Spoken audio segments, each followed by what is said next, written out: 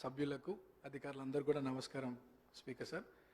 First time మాట్లాడుతున్నందుకు చాలా హ్యాపీగా feel అవుతూ మీకు ధన్యవాదాలు తెలియజేస్తూ, గత 2 సంవత్సరాల క్రితం ఇదే సభలో గౌరవ ముఖ్యమంత్రి గారు ఒకానొక సందర్భంలో పేరు ప్రస్తావించడం, 2 సంవత్సరాల లోపే ఇక్కడ ఈ సభలో తోటి సభ్యుడిగా రావడం చాలా అదృష్టంగా గౌరవంగా భావిస్తూ అధ్యక్ష, మా సామాన్య కుటుంబం నుండి వచ్చినటువంటి నాకు ప్రజాసేవ కల్పించే అవకాశం కల్పించినటువంటి మా ముఖ్యమంత్రి గారికి, కాంగ్రెస్ పార్టీ పెద్దలకు ఈ అవకాశాన్ని స్వాగతిస్తూ మా ప్రాంత ప్రజలందరూ కూడా నన్ను ఆశీర్వదించి సభకు పంపించడం వల్ల అందరికీ కూడా మనసారా కృతజ్ఞతలు తెలియజేస్తూ, సార్ ఈ సభలో మాట్లాడే ప్రతి మాట ప్రతి అంశం కూడా ప్రజల జీవితాలతో ముడిపడింది కాబట్టి సభ గౌరవిస్తూ సభ మర్యాదలను పాటిస్తూ ముందుకు సాగుతానని, మా ప్రాంత ప్రజల యొక్క సమస్యలు పరిష్కరించడానికి గౌరవ ముఖ్యమంత్రి గారి ఆశీస్సులతో సలహాలు సూచనతో మా ప్రాంత ప్రజల సమస్యలు పరిష్కరిస్తూ వారి సంక్షేమ అభివృద్ధి కోసం సాగుతాను ముందుకి,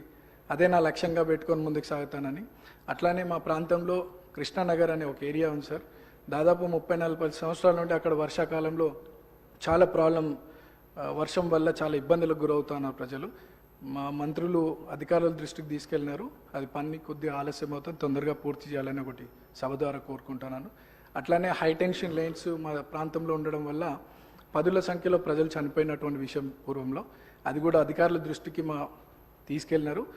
అది కూడా అండర్ గ్రౌండ్ కేబులింగ్ ఫాస్ట్గా చేస్తే ఆ ప్రాంత ప్రజలు సురక్షితంగా ఉంటారనేది ఒక సందేశం మీ ద్వారా అందిస్తున్నాం అధ్యక్ష. అండ్ చాలామంది పిల్లలు కూడా అక్కడ చదువుకొని 10th తర్వాత ఫైనాన్షియల్ ప్రాబ్లం వల్ల చదువుకోలేని పరిస్థితి. సో అక్కడ ఒక ఇంటర్మీడియట్ అండ్ డిగ్రీ కాలేజ్ కూడా వస్తే బాగుంటుందని ఒక అభిప్రాయం తెలియజేస్తూ నాకు ఈ అవకాశం ఇచ్చినటువంటి మీకు థ్యాంక్స్. సభ్యులు చెప్పిన అంశాలని నోట్ చేసుకోవడం జరిగింది అధ్యక్ష. శ్రీ కేఆర్ నాగరాజు గారు. ధన్యవాదాలు అధ్యక్ష.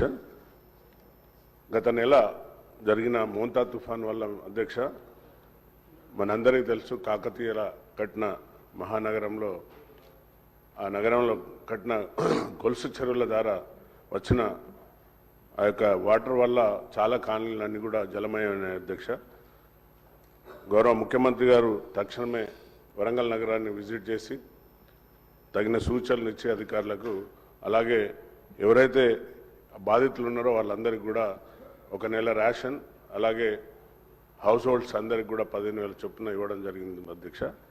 అలాగే మరణించిన వారికి కూడా 5 లక్షలు ఇవ్వడం మేము మా తరఫున మరి వర్ధనపేట నియోజక తరఫు నుండి కూడా ధన్యవాదాలు తెలుపుతున్నాను అధ్యక్ష. ముఖ్యంగా అక్కడ గోపాల్పూర్ చెరువు అని ఉంటుంది అధ్యక్ష, అది దానివల్ల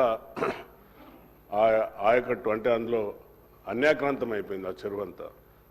గత 10 సంవత్సరాలలో ఆ చెరువు యొక్క రూపురేఖలు మారిపోయి ఆ వచ్చిన వరద వల్ల ఆ చెరువు కట్ట తెగి వివేక్ నగర్ కాలనీ అని ఉంటుంది అధ్యక్ష, చెరువు కట్ట కిందనే అది మొత్తం కూడా పాపం ఉద్యోగస్తులందరూ కూడా ఎంతో కష్టపడి సంపాదించిన డబ్బుతో కట్టుకున్న వారి హౌస్ హోల్డ్స్ అన్నీ కూడా సుమారుగా ఒక్కొక్కరికి 15 లక్షలు, 20 లక్షలు, 25 లక్షలు ఒక్కొక్కరికి నష్టం జరిగింది అధ్యక్ష.